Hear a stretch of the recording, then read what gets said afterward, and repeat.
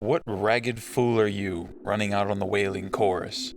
the man demanded as soon as the great door closed. He was standing with folded arms across a broad chest, glaring out under his priestly hat. A black bush of a beard was on his face, and it turned down in a searing frown. I did not answer at once.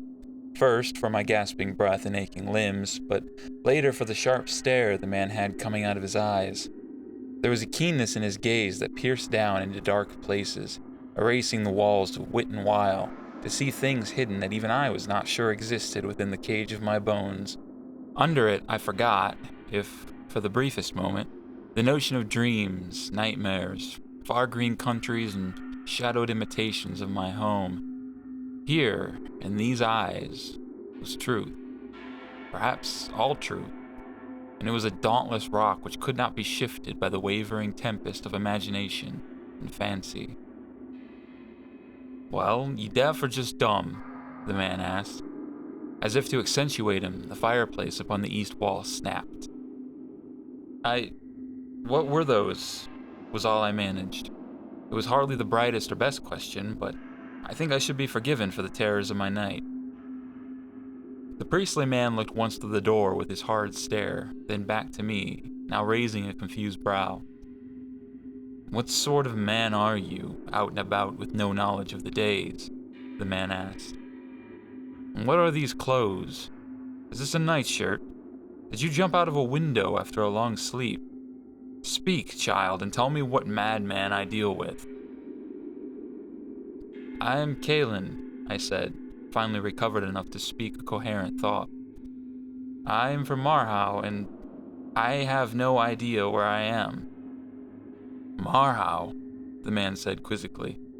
He looked down to the snapping fire, and a pondering look came over him. "Marhow," he said again slowly. "That name strikes a familiar chord, but I cannot recall why. Perhaps another might know, but it matters little now. You are inside, and that is enough. Come, sit by the fire and warm your toes. The night cannot reach you any longer." I took this offer eagerly, finding a seat of leather and down. As I went, I looked into the church that was my salvation. It was small, much smaller than it had seemed from afar, though I admit the size of it was hardly at the front of my mind as I ran. Along the far wall, tapestry hung, colored red and gold and white. It was long, perhaps 30 feet or more, and it had many devices and symbols on it that rimmed the edges. In the center of the tapestry was a mysterious scene. There was a city and a land and a great many villages about it. But on the next part, the land and the villages were vanished, and only the city remained. On the third part, the city was beset by what I thought to be reaching branches of a tree, or the poison whips of vine, and on the fourth, a looming shadow stood over the walls. The fifth was the last scene. It was larger than the rest, and showed the city in more detail. I took it to be Ostwich, though it had no name. From the center of the city, a white light shone out, and it pushed back against a dark cloud that had enveloped it. Beneath the light was a small figure, standing with arms outstretched, and before the figure a cheering crowd. My eyes passed from the tapestry to the rear of the sanctuary. I gasped aloud, for I saw, leaning against the back wall on a small chair, a sunken form, bent over and hidden in heavy cloth. The priestly man heard my gasp and followed my gaze. "Heed no fear, stranger. That is Ilya, a ward of the church. It was she who would have rescued you, had you the misfortune to arrive some 20 years ago. But now she sleeps, and waits for the days of dark to end." "Days of dark," I echoed softly. "What is this tapestry behind me? I have never seen such a work." "I will tell you, but first a name." The man reached over with an outstretched hand. I took it and we shook, and as he leaned back, he said, "I am Thaddeus, eye of the church, and that," he pointed to the tapestry, "is the salvation of man." I turned back once more to behold the work. It did not look like salvation. It looked more like desperate survival. "Salvation from what?" I asked. To my surprise, Thaddeus began to laugh. From the very things you so nearly escaped, he said. Salvation was an arrogant word, but the artist was an arrogant woman. Most would call it now relief of man, for that is all it is offered. Relief from that? I nodded my head towards the shut door dancing in the firelight. Badias nodded. Indeed, it is not much, but it is all that it can be. He shifted in his chair to lean over, such that his glinting eyes were now brightly lit in the fire. He set the weighty gaze upon me again, but this time it was friendly and warm, and he smiled, such that I felt as if many burdens were taken off me in that moment. He began to speak once more. Tell me, Calen, this Marhow you say you come from, what manner of city is it? Is it a dark place? Does mankind still dwell there, or are other things taken root? Other things? I said, confused. I'm not sure what else could be there, unless you mean the pets or burden beasts. Mankind has held Marhow forever, for mankind is the only creature capable. Is it? Badias said, for I was not sure it was a question. Well, you would know best your own city. Where does it sit, if I might ask? I am not sure how to answer that, I said truthfully. I rarely left the city, and there were few villages nearby to put a distance on. I know there was a place called Kyrem, but it is many leagues distant, across a great lake, and much land I am not familiar with. Kyrem. I've heard that name, Badias said. He rose suddenly and went to a place beneath the tapestry, to a bookshelf that was riddled with dusty tomes. He pulled one out, a red, leather-bound thing, with a strip of black cloth to mark it. This he brought once more to sit at the fire. Kyrem, Kyrem, he repeated aloud, as if summoning a memory he had stored far away. Ah, yes, I knew that name was remembered here. Kyrem, the city of knights, the city of kings' knights. Yes. He looked up and his eyes became dark. Kyrem disappeared over a millennia ago, long before the dark and the Devil's Eve. I frowned. That was certainly not right. Kyrem, while distant and unfamiliar, was definitely still there, else I would not have heard so many fellow citizens of Marhow wonder about it. I think you are mistaken, I said. Kyrem has never fallen, so far as I know. It's built in a mountain inlet with treacherous shoal at its feet. No army would consider it worth taking. It was Thaddeus' turn to frown now. No, he said with a shake of his head. Kyrem stood in a wide field of high grass, surrounded on all sides by a threefold moat, looking upon the passes of... He looked down to his book. The Ardent Mountains. It was certainly near no sea or inlet.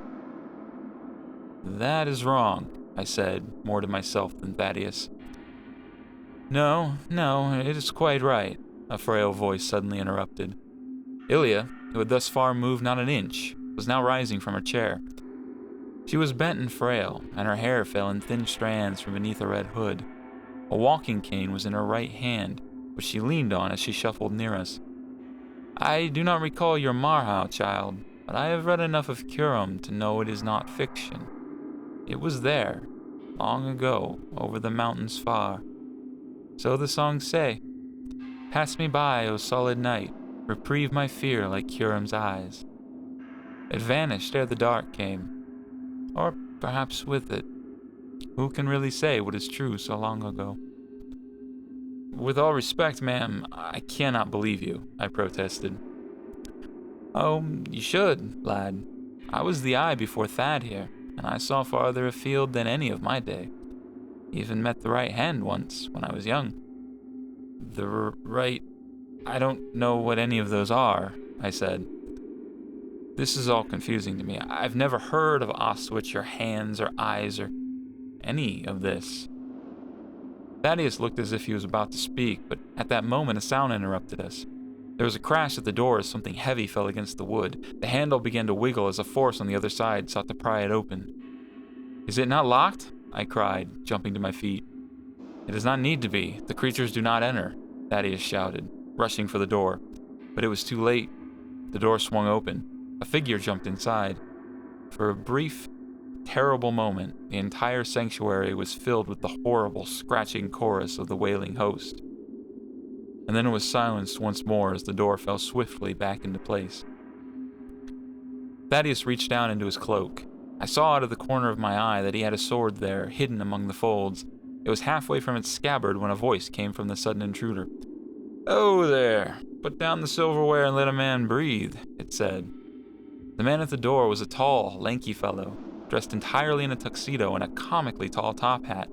His face was clean-shaven and sharp, and his smile was charming, but as I looked into his eyes, I had a brief moment of déjà vu, as if I knew this man, but could not remember where we had met. "Who are you?" Thaddeus demanded, hands still on the hilt of his sword. The man at the door looked once to Thaddeus, then to me, and a bewildered smile came over him. "A friend of Calen, of course." He tucked his hand into his pockets and strode forward to the nearest chair, settling in like a noodle being bent into all sorts of shapes. "I don't know you," I declared, though I was not entirely sure that was true. Then, as I watched, the man tilted his head down so that the brim of the top hat covered his eyes. With a single finger, he lifted the brim, looking out from under the corner. "Neater?" I said, curious as to how the name had even found my lips. "The only one," the man said, bowing over his knees. "Oh," I said. It hit me then. I was surely dreaming. This was downright absurd. Neater was now in the form of a tall, gangly man, where before he had been a wretched, wrinkled mess. That settled it for me. I had certainly fallen into a horrible nightmare. There was no other explanation. "This Neater's a friend?" Badias asked. "I suppose," I shrugged. At that moment, I had given up caring what happened next. If this was a dream, I was done putting effort into it. I decided then I would simply roll with whatever came. If it was dark and horrible, then so be it. I would wake in the end. But I was done trying to make sense of it all. "Ah, he's modest. I'm the one that had him sent on his merry way and had him end up here," Neater said. Then he frowned and looked about. "Where's the old lady?" he wondered. My eyes turned to Ilya, who was stuck now halfway between her original chair and the chairs by the fire. Neater followed along, and when he saw her standing there, shook his head. No, not that one. The old one.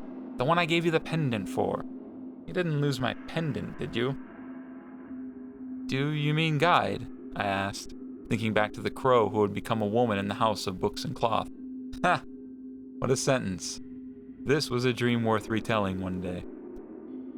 "Is that the name you two came to?" Neater asked. "Ah, not my business. She's higher up the ladder, does what she wants." Would have expected her here, though. "Where is she?" "I have not seen her," I declared. Neater's gaze darkened. "That is not good," he said. "Why?" I asked. If nothing else, I could not complain that this dream was boring. Neater dropped a critical eye on me, as if he was not sure I was jesting. "Did she not tell you?" he asked. "She's supposed to tell you." "Tell me what?" I said. "Ah. Neater hummed along. He turned his gaze to the priest and the old woman, bouncing between them for a moment. His hands began to wrap his knees, and a nervous tap took over his foot. "I'm not really supposed to be talking about it in front of the others," he said slowly. "But she was supposed to tell you." "Okay, I've made up my mind," he declared, rising suddenly from the chair. His shadow leaped out like a spider into the far tapestry. "Calen, priest fellow, old lady, sit and listen, because I have a story, and we are running out of hours."